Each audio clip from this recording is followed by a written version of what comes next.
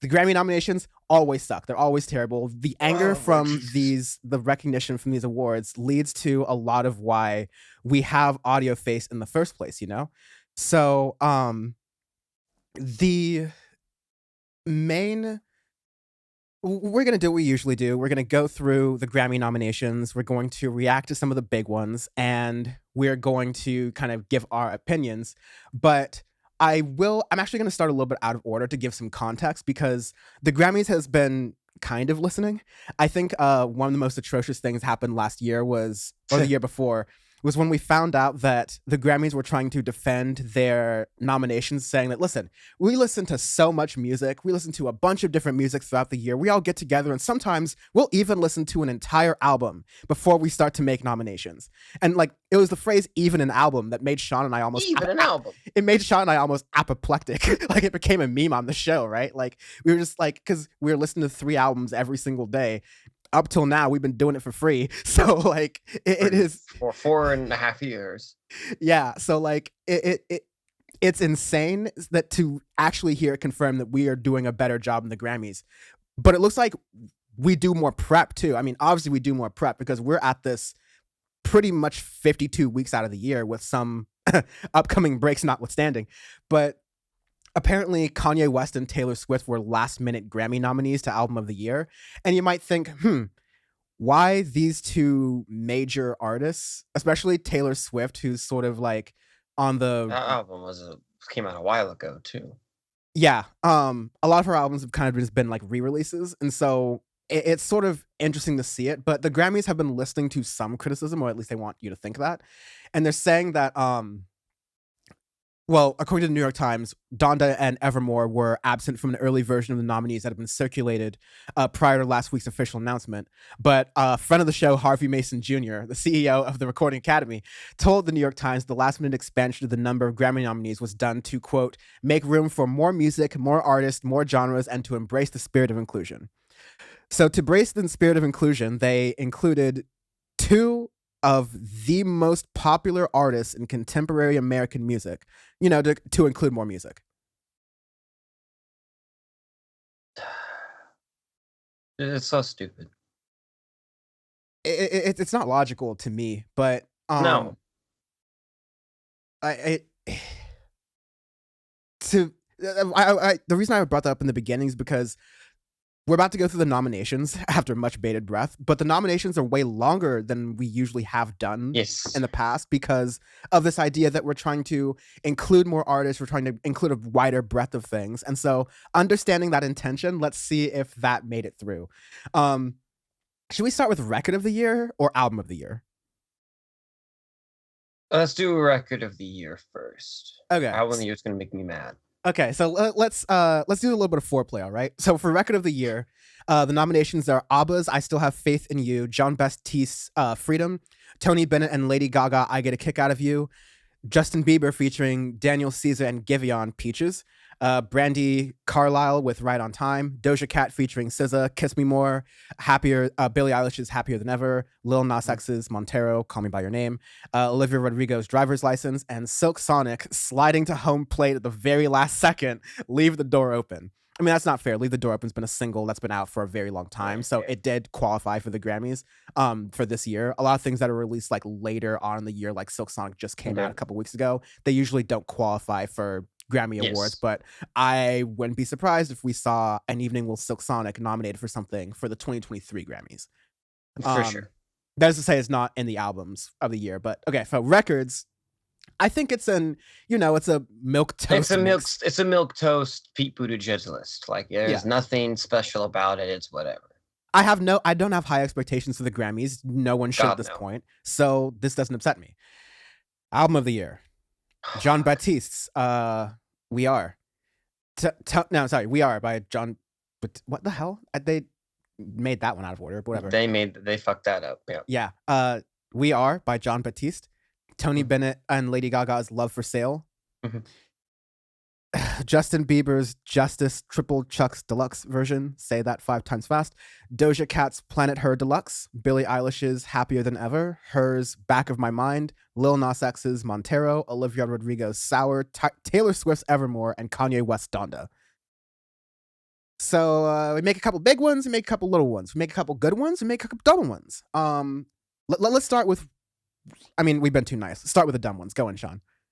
Donda shouldn't be anywhere a list of good rewards, like not even sniffing like the boot of anybody. So get that the fuck off.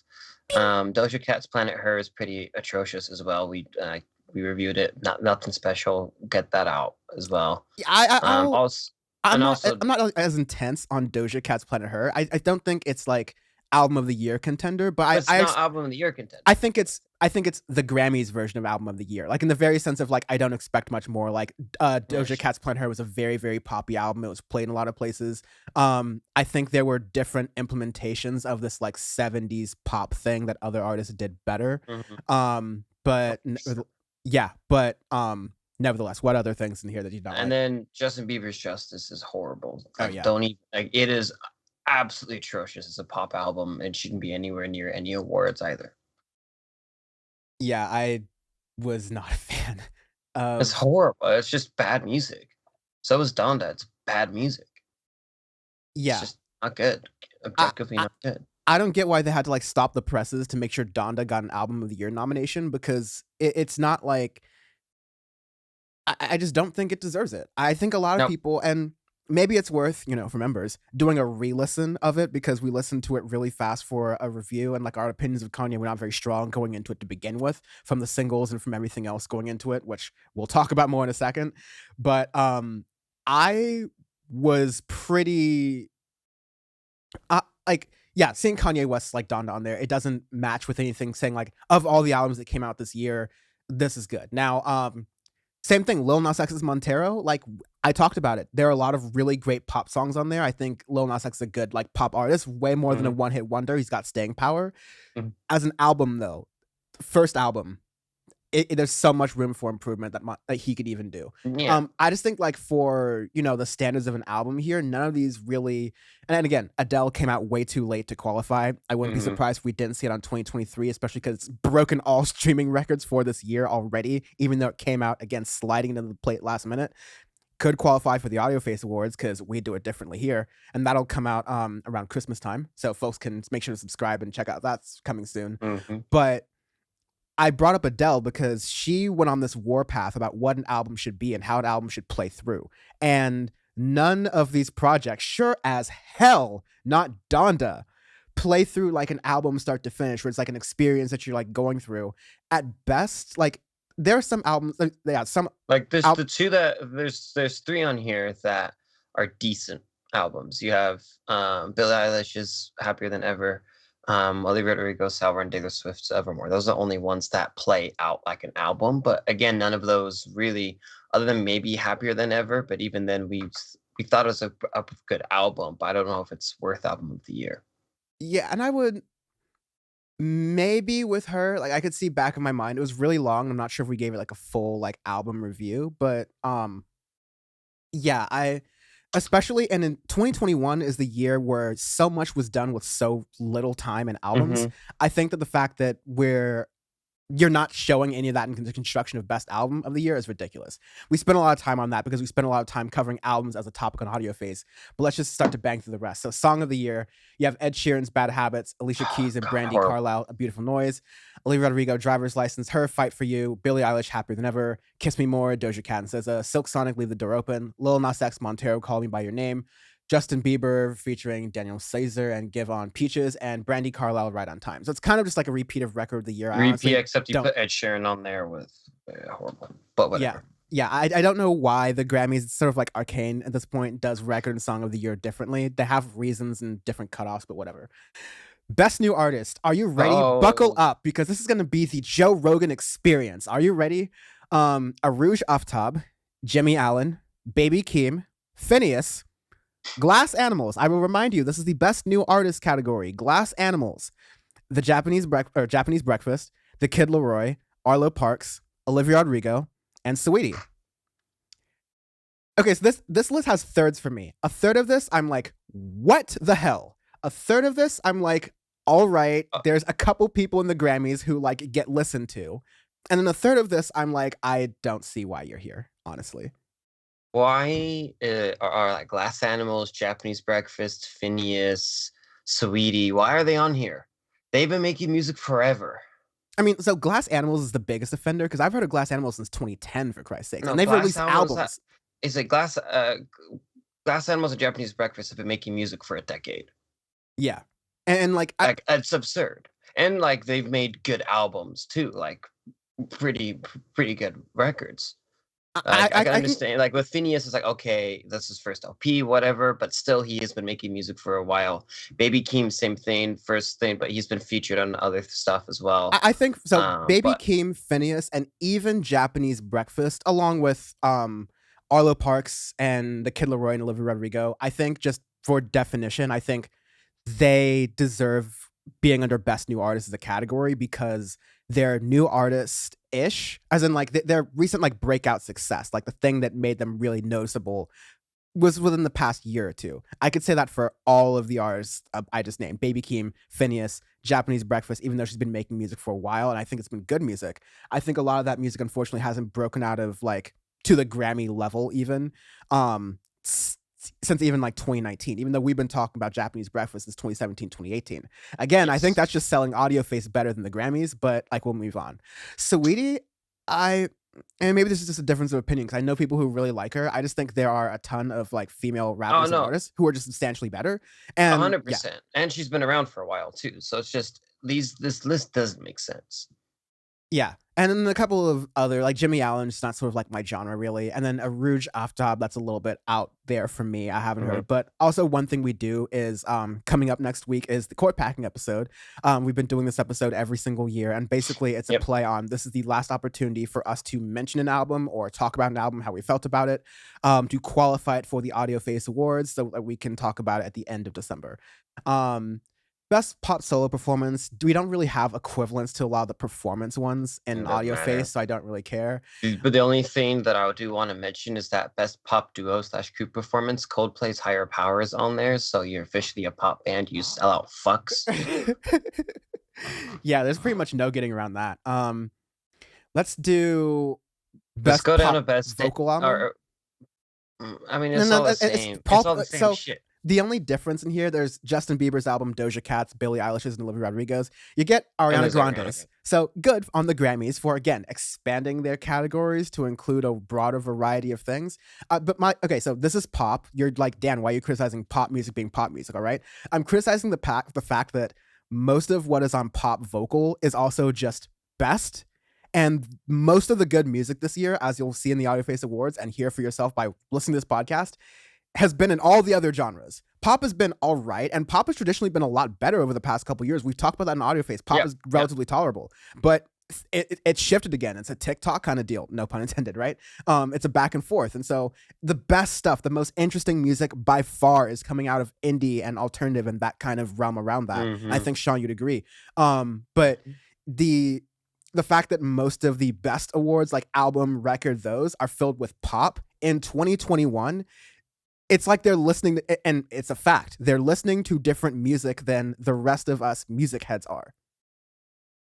Exactly. Going down, you got best dance slash electronic recording. You have Afrojack and David Guetta with Hero. You have Olafur Arnold's featuring Bonobo's Loom. You have James Blake before. You have Bonobo and Totally Enormous Extinct Dinosaurs, Heartbreak, wild name. You have Caribou, You Can Do It. You have Rufus Del Sol, Alive, and Tiesto's The Business. What Dan and I both agreed that, man, EDM's hurting. EDM is bleeding out on the street. Like, someone please call an ambulance. Amberlamps, all right? This is really we bad. ambulance. Yeah. And we're getting all these ideas now, and this one is going to make it public regardless. We won't be members exclusive, but we need to do an electronic episode and show what are the good things going on today. And let's try, and I don't know if I have this opinion yet, but do we have hope for the genre in general? Let's go ahead and visit that in the future. But Best Dance Electronic Album, Black Coffee Subconsciously. I need to check that out, to be fair. Millennium, Fallen Embers. Millennium's really big, like stage EDM, like big Yep. band kind of deal. And like it's all right, but it still hasn't escaped that sound. And so I don't Mm-hmm. know why we're still giving the sound of 2016 Best Dance Electronic Album. Major Lazer, Music is the Weapon Reloaded is literally an album that came out many years Yep. ago, not even Yep. remotely. Yep. Marshmallow, Shockwave, Millennium, same thing. Whatever. Sylvan Esso, that might be kind of cool, but Just I'll good. check it out. I like Sylvanesso, so that one's good. That's something that like you usually get in dance electronic. There's like one or two that are like, a little obscure because dance electronic is, but like it makes sense. And the rest are just Mm-hmm. like, the big band stuff. And Yeah. there's always one that like we in good conscience wouldn't include on the awards because it's like a remix of an actually good album that's just like a re-release. Like the closest we did was when we re-reviewed a Justice album a while ago, and that's just because we don't have an old show, so like we did it. But Yeah. you can't actually, every single year they put some old shit on here. Best metal performance. I think this is okay, but I'm not sure metalheads would love it. You get Deftones with Genesis, which we reviewed and kind of enjoyed. I like it. Yep. Dream Theater, the Alien, Gojira, Amazonia, Mastodon, Pushing the Tides, which I heard some mixed opinions about, and then Rob Zombie's The Triumph of King Freak. I mean, that's there. Again, we haven't done a lot of metal. We could do more metal in the podcast, but And then there's best rock song. best rock song and best rock album. Let's kind of jump through these. Let's stop ourselves before best alternative music because that I think is an interesting conversation. But Yes, best rock song. but I'll name it off in a specific way. All right, you have Kings of Leon, the Bandit, a song I actually really like and I think is a good rock song. All right, fair play. Mammoth, WVH, Distance, don't know that track at all. Paul McCartney, Find My Way, it's all right. Foo Fighters, Waiting on a War, it's okay, but I think Foo Fighters have been washed for a while, and there's been a lot of other good rock that has come out this year, and we have said that many times. But they put the last one is Weezer, All My Favorite Songs. Whoever put that as best rock song needs to like get removed from ever listening to music ever again. Like you're done. You're done skis. You're gone. That is one of the worst songs ever that we have reviewed on this podcast to date, which is saying something. Horrible. And it's not even rock. Yeah, it's insulting to put Weezer and Kings of Leon on the same list again in 2021. And again, rock is not doing great. Like EDM is bleeding on the street. Meanwhile, everyone's looking at rock, trying to like head out the scene real quick to make sure like they don't get But hit either. But like yeah, rock's not rock doing great there either. But rock isn't doing great, but there is some hope with it at least. Like there's good bands or good music coming out because we've reviewed it this year. But that being said, indie is also the new rock, essentially. yeah, more or less. Going on best rock album, AC/DC Power Up, Black Pumas, Capital Cuts, Live from Studio A, Chris Cornell, No One Seems Like You Anymore, Volume 1, Foo Fighters, Medicine at Midnight, and Paul McCartney's McCartney 3. So that's how you can tell right there that they're not listening to rock at all because half of those albums are just re-releases or other things where it's nothing spectacular, but there's been good stuff out. That's just the laziness of the Academy. Yeah, like so many of these Famously. artists are like, and again, these are classics. It's not to knock on these artists, but in 2021, should we really continue giving these rock awards to artists and groups that have won things 10, 15, 20 years ago? Yeah. Best alternative album: Fleet Foxes' Shore, Halsey's If I Can't Have Love, I Want Power, Japanese Breakfast Jubilee, Arlo Parks' Collapsed in Sunbeams, St. Vincent's Daddy's Home. This Not is the one bad. time they did their homework. That's a list that we would make ourselves. The first time where I actually agree with what they're doing. 100% every album in there can go in that category. I did Fleet Foxes last year because it was released last September, and for our award show, that makes more sense. I put that in best alt and best album. I put it also as album of the year for last year, but Yeah. that's a good list. That was really good. I think our alternative list might be similar, a little bit different because alternative has just taken so many different shapes. Yeah, well, It's a little bit. Shore won't be there, and then that might be expanded by 2 or 3 more. That's very interesting. I can't wait to the awards to bring that up.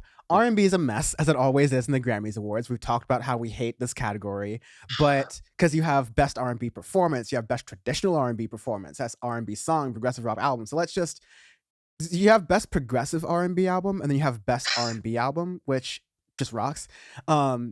let me go through best progressive R&B album. I don't have many thoughts about this, but I'll just like give you some names on here so you can like understand what they're going for. So there's Eric Mm-hmm. Bellinger's New Light. There's Corey Henry's Something to Say. Hiatus Coyote's Mood Valiant, which is awesome. Love that. Would But great. Yep. I again, is it R&B Aggressive or R&B. yeah, is it progressive R&B or Hiatus Coyote's album was a mix of funk and soul and Mm-hmm. jazz. These are not things I would call R&B, but I think the only thing you can combine those things and say about all four of those categories is that it's black people music. Anyway, so you have Lucky Day's Table for Two. It's almost as if we try to make that point all the time that R&B is a racist category. You have Lucky Day's Table for Two, Terrace Martin, Robert Glasper, and Ninth Wonder, and Kamasi Washington's Dinner Party Dessert, and Masego Steady Abroad. So you have this sort of, I guess, like alternative R&B. We do call that neopop, I guess, but Yeah. I think because I think our name, while it's gonna catch on a little bit slower than I get the other one, it's better. Best R&B album, I think, makes a little bit more sense, and I don't hate all these picks. You have Snow No. Allegra's Temporary Highs and Violet Skies. Very happy she got a shout out for that. Well, like that Um, album a lot. John Batiste We Are. I guess we might have to court pack this or at least consider it. Leon Bridges' Gold Digger Sound. I think it was a solid album. I wouldn't have put it for best. Okay. Her Back of My Mind, same opinion. I think it ran a little long. Jasmine Sullivan's Hotels, thank God. Definitely needs a nomination. And then as we sort of round out things here, we have rap. God. Okay. Best rap performance. Yeah. We got Baby Keem featuring Kendrick Lamar, Family Ties. Thank you. I do love that song. Immediate I've been win. listening to it. Absolute fucking love it so much. Also, I can never unhear Patrick doing Kendrick Lamar's part for the rest of my entire human existence, but I'm okay with that. Smoking on Cardi... what's the name? Tonight. You have Cardi B's Up. That's up and it's up. And okay. Yeah. You got J. Cole featuring 21 Savage and Moray, My Life. Great fucking track, too. You have Drake featuring Future and Young Thug, Way Too Sexy. I don't know if I put it as best rap performance, but it has grown on me. And then Meg Thee Stallion, Thought Shit. Fair play. I think those are all solid. And then here's, again, where you kind of piss me off. You have melodic rap performance, which I would kind of just call neopop. Because you look 100%. At these songs, and these songs, again, to the music that we're listening to, are a lot more poppy than what this is. So you have... you have J. Cole and Lil Baby, Pride is the Devil, which to me is like, it's pop because rap music has taken over and people sing in rap music now because, in the words of Chris Rock, if you make a heated hockey rink, we're taking that too. Doja Cat's Need to Know, Lil Nas X and Jack Harlow's Industry Baby, Tyler the Creator, Youngboy NBA, Ty Dolla $ign with What's Your Name, and then Kanye West, The Weeknd, Lil Baby with Hurricane. The one song we'll give him. I will give him. That's a great track. Weeknd's doing a lot of heavy Weeknd and the Baby. Weeknd and Lil Baby doing a lot of heavy lifting there. But hey, listen, shout out Lil Baby. You've got 2 nominations in this bullshit category. No knock on you. I think Lil Baby people under the name Baby in them. I think Lil Baby is the better of the babies, let's say. And then you have I'm gonna skip through best rap song because it's kind of the same as what we said before. But best rap album, J. Cole's The Off Season, Drake's Certified Lover Boy, Nas King Disease 2, Tyler the Creator's Call Me If You Get Lost, and Kanye West Donda. I would never put any of these on best rap album this year. I think it's absolutely stupid. Off season, I could see hard no. That would be the only thing, but I don't even think I'd put it in my list. As much as I like Tyler the Creator's Call Me If You Get Lost, there's so many other good rap albums this year that I wouldn't put it on there. This is my moment where like I got as angry as you did with like rock and alternative essentially because the rest is horrible. Like King's Disease 2, absolutely not. Donda, terrible. Certified Lover Boy, no. First of all, there needs to be an indie category on here. That's why we have Audioface. But second of all, I think my thesis, my overall takeaway from this Grammy segment, this really long ass Grammy segment, but it's an important one, is that this award show is trying harder and harder than ever to respond to the criticisms of the modern day, that the Grammy nominations are done in a non-transparent way, that you're not highlighting new artists. And so the Grammys responded by showing that they thoroughly are not listening and do not care about any of those criticisms. Because to make an award show in 2021 or 2022, early 2022, implies that you are talking about the best of music or a snapshot of the best of music in 2021. A lot of these categories are rewashings of music that came out 5-10 years ago. And a number of these other categories are misclassifications at best, but just like complete papering over at worst of what's actually happening in these genres. Because I definitely would have been apoplectic if Baby Keem were not in here at all. I think I'm glad that Baby Keem's gotten a lot of mainstream recognition. I think a lot of that's part due to Kendrick Lamar co-signing with him very early on. But I'm glad because Baby Keem, Kendrick Lamar notwithstanding, has a lot of talent. Like I'm not going to get too far into that album, but like whatever. I think Baby Keem's a good pick. But trying really hard not to be biased, it is a crime that Vince Staples is nowhere to be found on here. Like, ridiculous. That album was so well produced, well thought out, short, sweet, to the point. It is a crime, honestly, that it's a complete snubbing, honest. And I'm trying not to be like Long Beach biased or Vince Staples biased or anything like that. I think that album is phenomenal. I think some of the experimental rap stuff that you've been getting from artists this year has been phenomenal. Maybe not like album of the year worthy, but once I get my thoughts together for the album of the year and the court packing episode for the Audioface Awards, we'll have it. But all in all, this is to say, the Grammys are, people think, oh, these are the award shows, like with everything in media. People think that, oh, these are the institutions, so they're the ones who've got it covered. They're the ones who are paying attention. They're the ones who've got it down. And it's very easy to just kind of, with some ethics and values and morals and like actually keeping track of all these things, regular people like us, everyday people, can kind of look in and go, no, there's a lot that the big people in their ivory tower are missing, and they're not reflective of music of this time right now.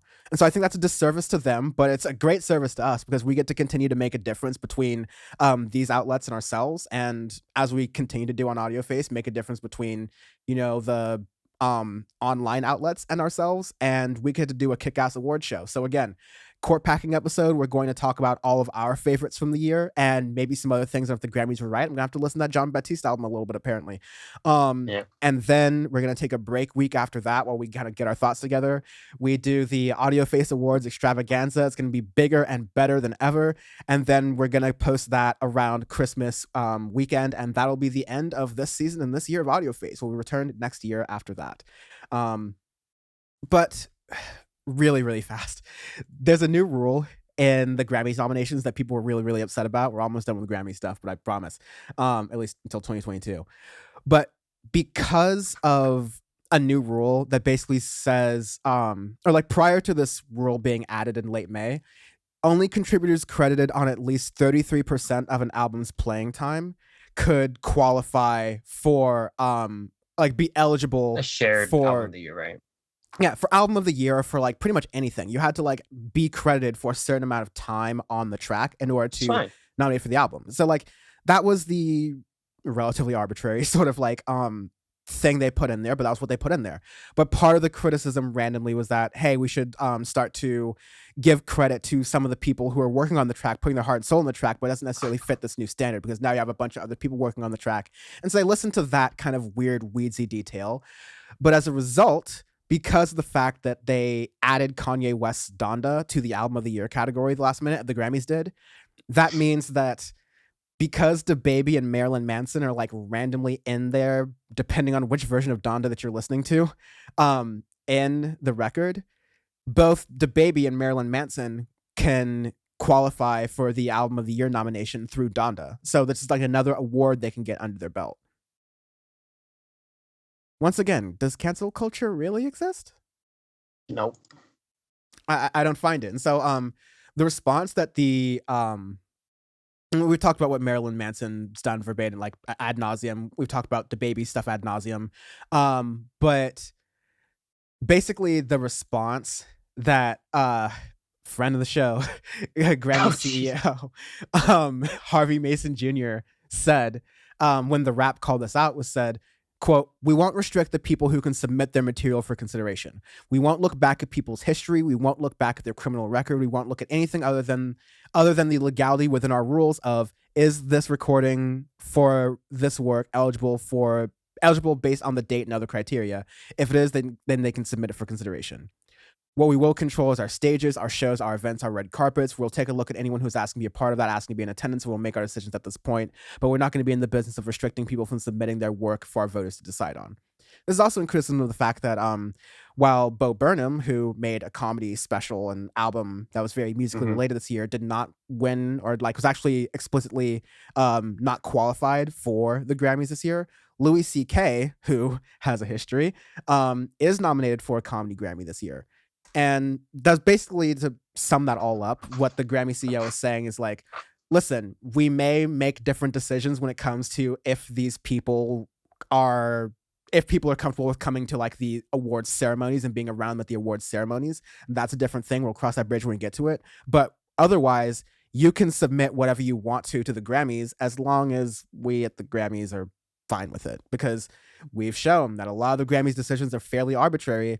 It could also just be another arbitrary decision to say, hey, we're not going to give extra accolades to someone with Marilyn Manson's like very public track record.